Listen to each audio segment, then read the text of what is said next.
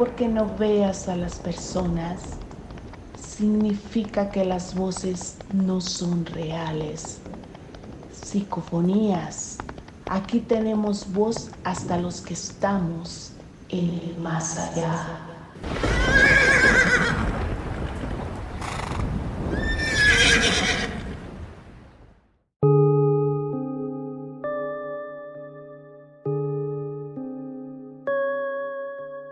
Insulsos mortales. ¿Cómo han estado? Bueno, en realidad no me importa cómo les esté yendo. Solo me interesa que ya estén listos para escuchar mi melodiosa voz. Les saluda Matt Lastigua, conductora equina de este programa. Comenzamos una nueva emisión. Tenemos varias historias que compartirles hoy, así que vayamos a eso. Acompáñenme a escuchar la primera.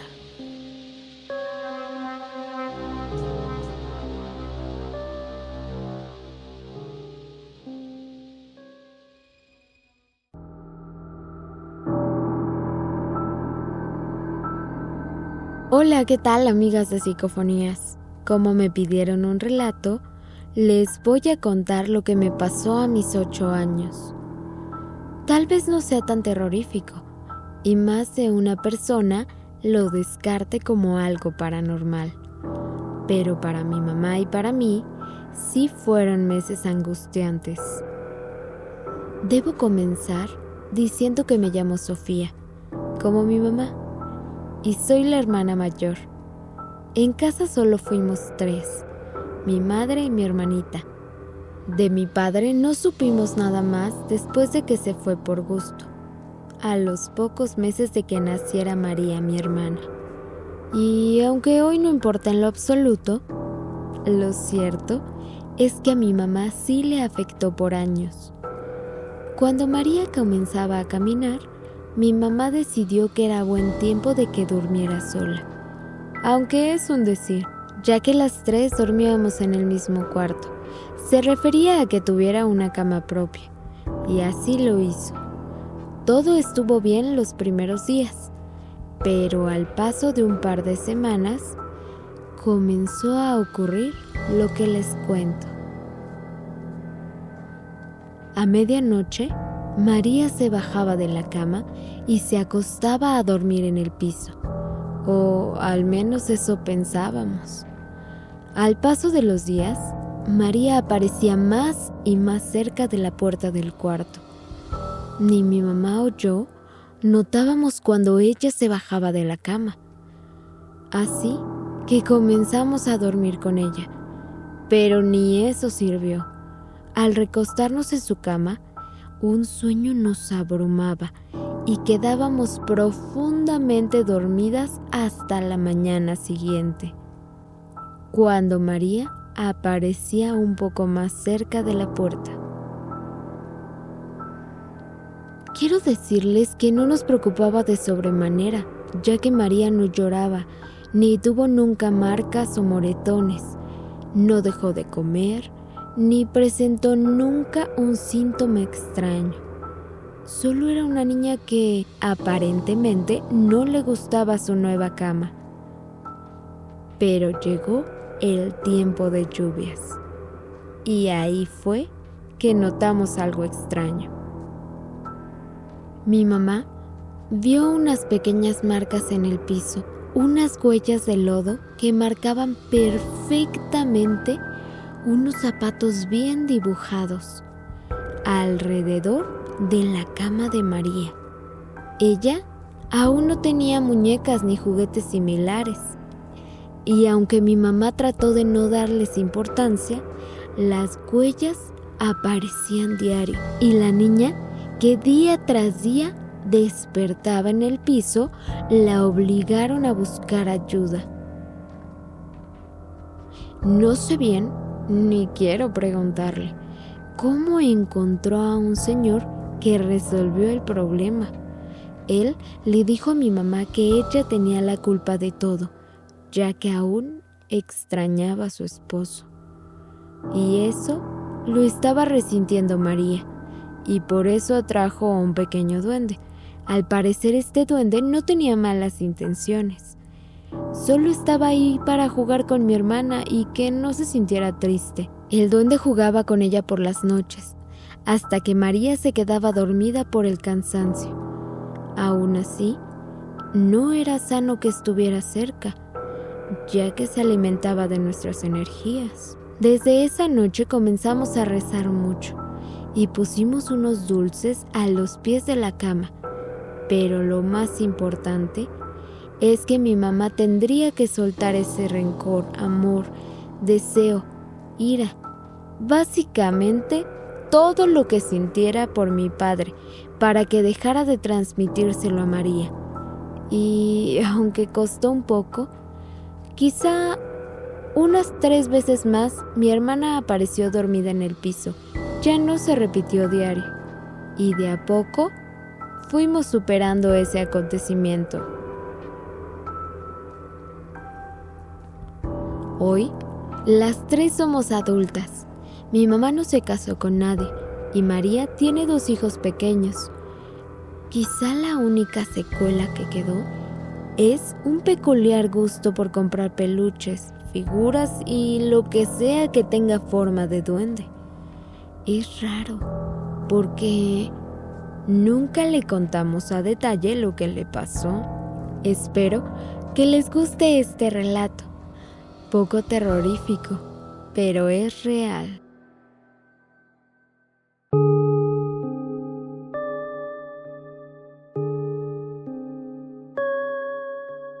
Como podrán notar, el tema de esta emisión son las madres y la maternidad. Por razones que solo los humanos y su conteo del tiempo entienden, se acerca una fecha conmemorativa. O eso me contaron. Cosa que a mí realmente no me preocupa, ni me atiende, ni significa nada para mí. Pero parece que a ustedes, sacos de huesos, sí les interesa o les importa.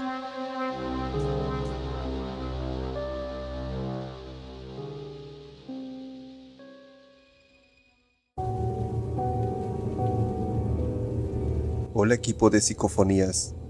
Lo que les quiero contar es una de esas historias difíciles de digerir y que se quedan en la familia por generaciones.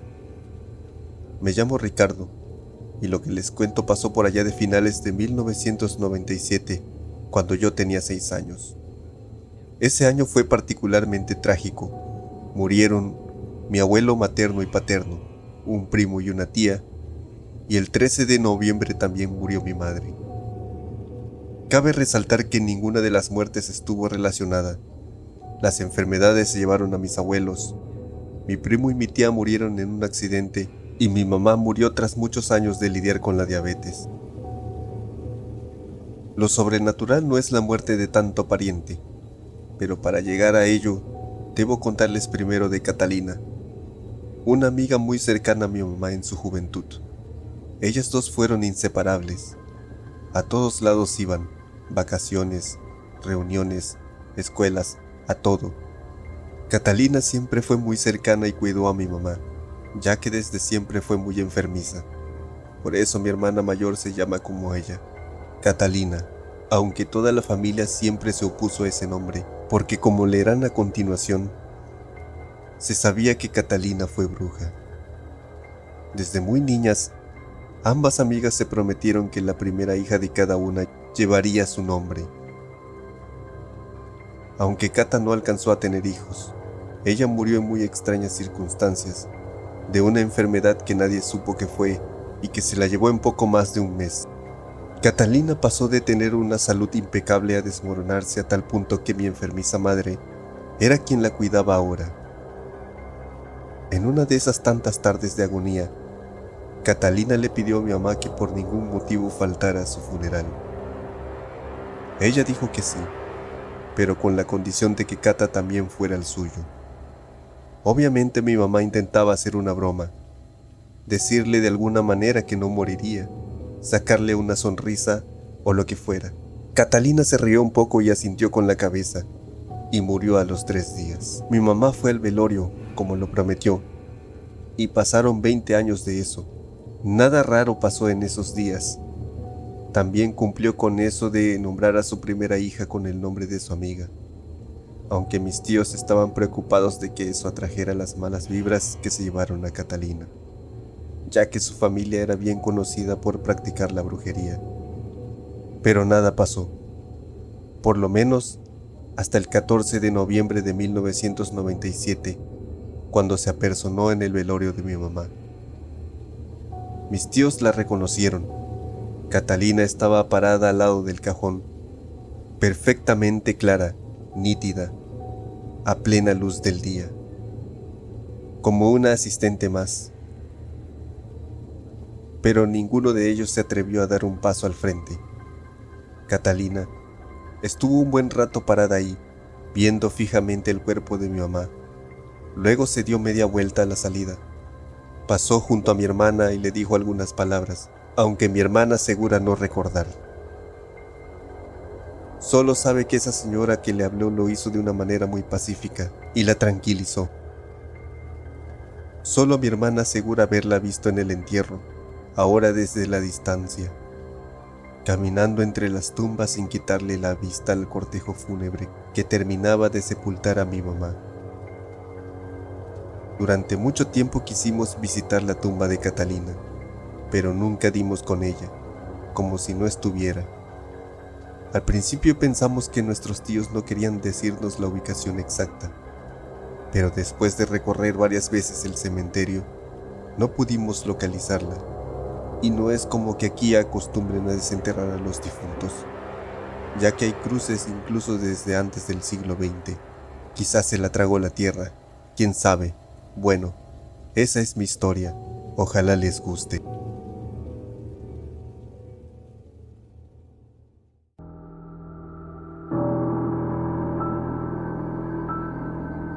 Tal parece que sí funcionó el recordatorio para que les contara un hecho paranormal. Les platico mi historia. Me llamo Mónica, y esto me pasó en una edad en donde yo no era capaz de recordar. Básicamente, no tengo conciencia de ello. Para esta historia, nos remontamos a unos días después de mi nacimiento, las frías épocas de enero. Por esos días, mi mamá tenía la cuna dentro de su cuarto. Ella estaba recostada en su cama mientras yo me encontraba acostada en mi cuna. Cabe aclarar que no estaba oscuro, aún había mucha luz. Aunque desconozco bien la hora, si fue por la mañana o más al mediodía o quizá en la tarde. Mi mamá tenía la puerta abierta y claramente vio que por el pasillo se acercaba la sombra de alguien corpulento, no gordo, sino como esas personas que tienen mucho volumen en su cuerpo, gente alta, grande. La sombra de esa persona se iba acercando hacia ella. Mi mamá no supo cómo reaccionar, se paralizó y la sombra se acercaba más y más. Cuando estuvo muy cerca, le dio una vuelta a la cama y se fue directo a la cuna. Se asomó a verme y estuvo contemplándome durante unos segundos. Después de eso, poco a poco la sombra se retiró. Cuando mi padre llegó del trabajo, mi mamá le comentó esta historia. Mi papá le dijo que si la volvía a visitar, le dijera que pase, se siente, pero que la dejara tranquila a ella y a su hija.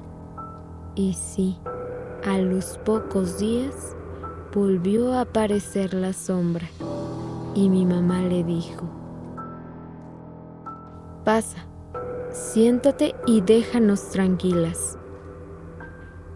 Y aunque no me tocó ni tocó a mi mamá, sí que se trataba de una presencia inquietante.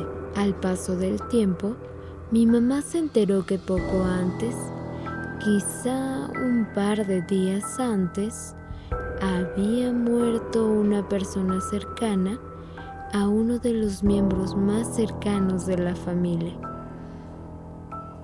Tal vez muy cercana, aunque de forma ilegítima. Tengo entendido que era la amante de uno de sus tíos, pero esto pudiera no ser cierto. Aunque la descripción de esta señora es la misma de aquella sombra, una persona alta, corpulenta, grande, fallecida 2 días antes. Ese incidente le impidió conocerme. Yo creo que básicamente fue a conocerme. Esa sombra ya no volvió a aparecerse, pero nos dejó una de las historias más intrigantes que ha hecho que mi mamá crea que sí hay algo allá afuera. Espero que les guste. Después les contaré otro relato.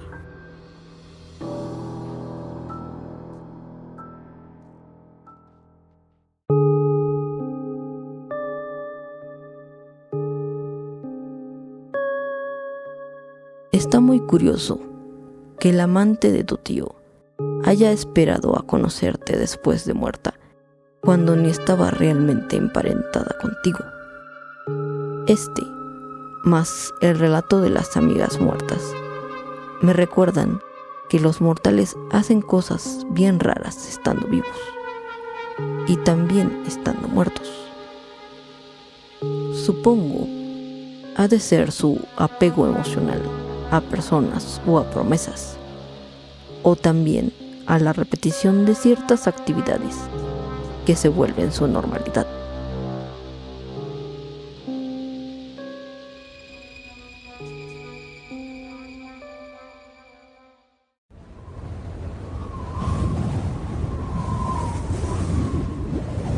Estamos en todas partes.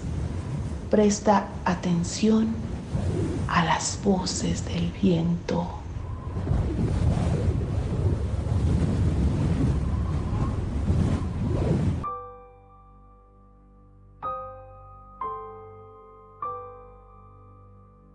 Rosarito Sánchez Sierra viajaba en la línea 1 del sistema de transporte colectivo Metro, con dirección a la colonia Jardín Balbuena, donde su mamá trabajaba. Según datos, la niña se perdió entre la cantidad de gente que circulaba a diario en la estación del Metro Tacubaya. El periódico Capital le dio seguimiento al caso del infante, realizando posteriormente una crónica detallada de un policía involucrado en dicha investigación, y donde por cierto se relacionaban reportes extraños sobre cuerpos mutilados. Lo que jamás pasó por la cabeza del policía fue que la causante de estos incidentes era una niña. Rosarito, de tan solo 8 años. Dentro de estos reportes se narra que testigos vieron a la niña caníbal matar a un indigente. En una reconstrucción de los hechos, la niña caníbal narra con mucha tranquilidad y frialdad cómo se quedó atrapada al interior del metro después de permanecer varias horas escondida al interior de uno de los túneles, encontrando a un vagabundo muerto por una caída. Al ver que las ratas mordían su carne, la niña caníbal aprovechó y desprendió completamente el pie para comérselo, y así poder sobrevivir las casi 3 semanas en las que estuvo desaparecida.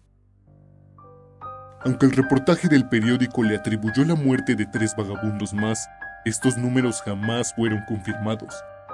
Rosarito fue capturada el 22 de septiembre, cerca de las inmediaciones de la estación del Metro Tacubaya, por la policía judicial, aunque no pisó la cárcel.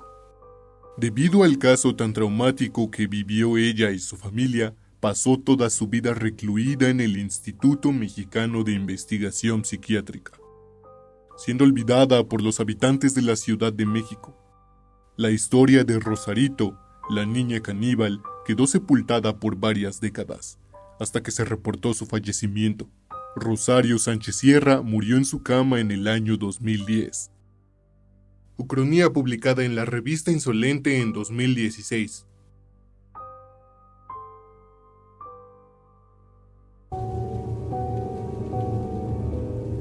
Hola psicofonías. Hace poco me pasaron uno de sus programas y al escucharlo recordé algo que me contó mi abuela. Las víboras y cómo amamantan a los niños recién nacidos. Pero lo que ella vivió está mucho más allá de todo eso. Nosotros somos de Ciudad Altamirano, Guerrero. Aunque durante un tiempo la familia de mi abuela se fue a vivir a Tasco, ya saben, ese lugar famoso por la minería. Mi abuela tendría unos 14 años cuando se hizo amiga de Adelaida, una muchacha más o menos de su misma edad, recién casada y llegada con su esposo al pueblito, por entonces Tasco. Era un pueblito muy chiquito. Como todas las personas de la época, Adelaida y su marido buscaban fortuna con la minería. Rápidamente las amigas comenzaron a volverse más y más cercanas. Adelaida pasaba a platicar con mi abuela después de llevar el almuerzo a la obra. Así le decían a la mina.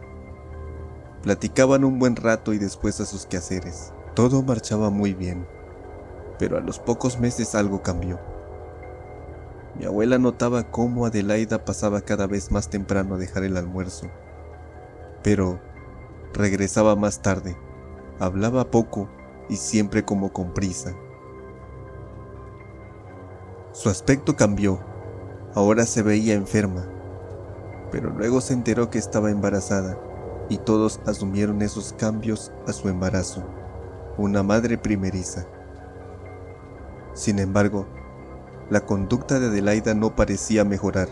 Cada vez se demoraba más en la entrega de los almuerzos y se veía más y más delgada. Cuando estuvieron a punto de llevarla al doctor de la capital, Adelaida le dijo a mi abuela que el niño no era de su marido. Ella le contó a su amiga que estaba viendo en secreto a un hombre muy guapo, que siempre se lo encontraba al llevar al almuerzo y desde el primer instante tuvieron relaciones. Que ella se sentía maravillosa con él y que, obvio, el hijo debía de ser de aquel hombre. Pero cuando mi abuelita le preguntó que quién era, ella no supo responder. No es que no quisiera, no sabía, ni podía describirlo. Solo atinaba a decir que lo recordaba como en un sueño. Mi abuela no supo qué hacer, así que no hizo nada. Al final Adelaida no fue al médico, aunque su salud no mejoró nunca. Pasaron los meses y finalmente se llegó la hora del alumbramiento. Y esto lo jura mi abuela porque lo vio. Del vientre de su amiga comenzaron a salir culebras, 2 culebras anormalmente grandes que desataron el pánico entre las parteras que asistían a la madre primeriza. Mi abuelita salió disparada del susto y detrás de ella todas las personas que no se esperaban eso. Solo una señora se quedó. Mi abuela supone que ella mató a esas culebras. Además, le cerró los ojos a Adelaida después de que también muriera tras el parto. De esa familia no supo más. El marido se fue antes de siquiera comenzar los rezos del novenario. Y nadie nunca volvió a comentar sobre lo sucedido en público. Esto pasó a principios de los 40.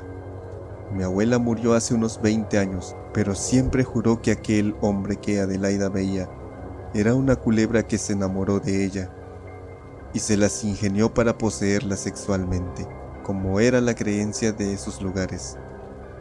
No sé si ustedes crean o no esta historia. Yo mismo me cuesta creerla. Pero si algo me convence es la memoria de mi abuela, que me la contó con total seriedad después de ver unas 5 cuates saliendo de su casa.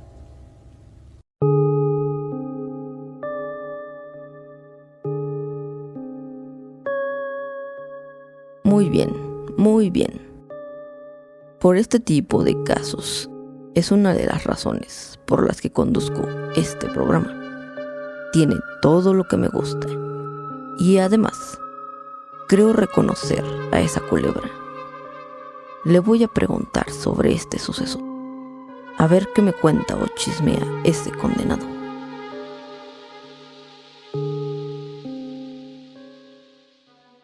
¿Con quién hicimos contacto? S. Petrografía.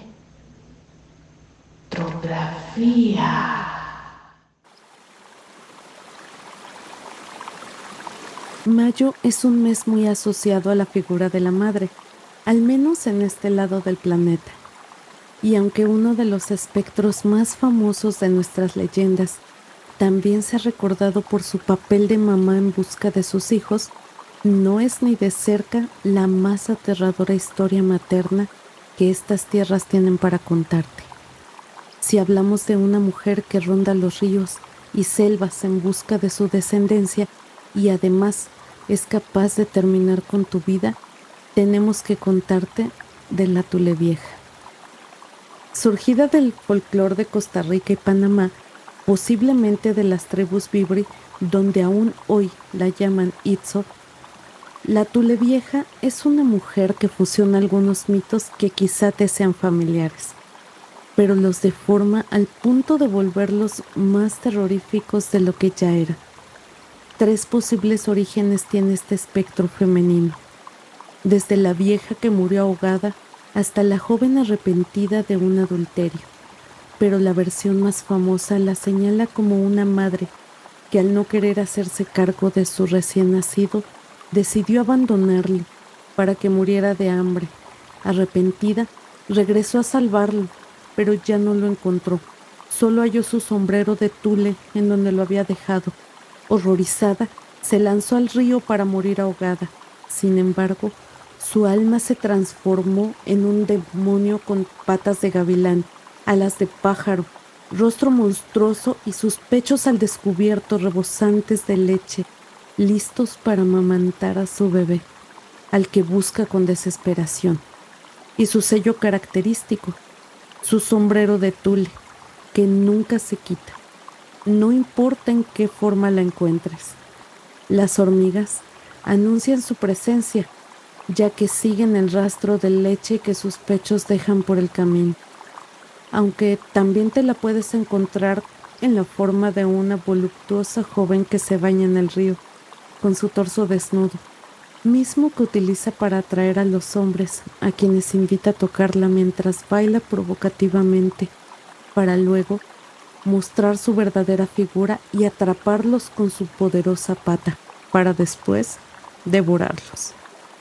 Sus presas favoritas, los padres desobligados, aunque quizá lo que más preocupa a la población es esa costumbre de la Tulevieja de meterse en los poblados, atraída por el llanto de un bebé, dispuesta a amamantarlo e incluso raptar al recién nacido, pensando que se trata de su propio hijo. Tengan mucho cuidado si pasean cerca de un río, sobre todo si tienen niños cerca o no quieren hacerse cargo de los suyos. Quizá se les aparezca una mujer que mezcla lo más peligroso que el folclore latinoamericano tiene para ofrecer a quien no va por el buen camino.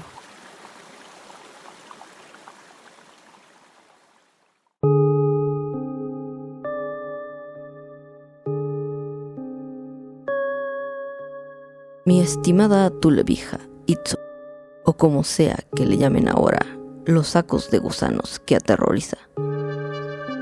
Ya tenía mucho tiempo sin saber de su honorable monstruosidad. Luego la iré a visitar para que asustemos juntas. Sí, será perfecto. Antes de que este programa llegue a su fin, les recuerdo nuestras redes sociales, porque seguramente se les olvida. Estamos en Facebook, Instagram, Twitter, ahora X, y TikTok. Se despide su espectro favorito. Hasta la próxima.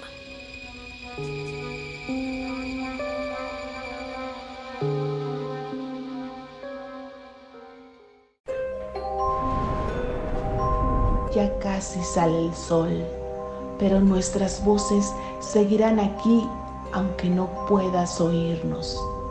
Pronto escucharás de nuevo las psicofonías.